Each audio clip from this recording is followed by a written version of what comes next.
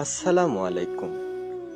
বরকত হলো বছরের পর বছর হয়ে গেলেও ডাক্তারের কাছে যাওয়ার প্রয়োজন না পড়া।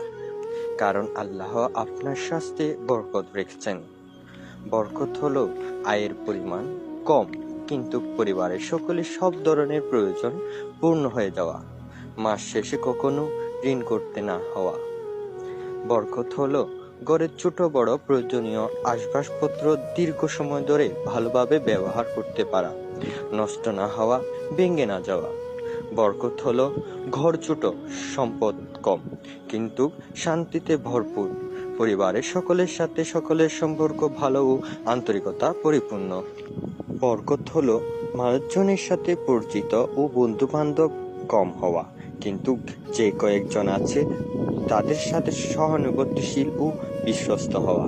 বরকত মানে শুধু টাকা পয়সা প্রাচুর্য নয়, বরকত মানে কম থাকলেও তাতে তৃপ্তি পাওয়া, কঠিন কাজও সহজে সম্পূর্ণ হয়ে যাওয়া আর অল্প জিনিসে হৃদয়ের প্রশান্তি খুঁজে পায়।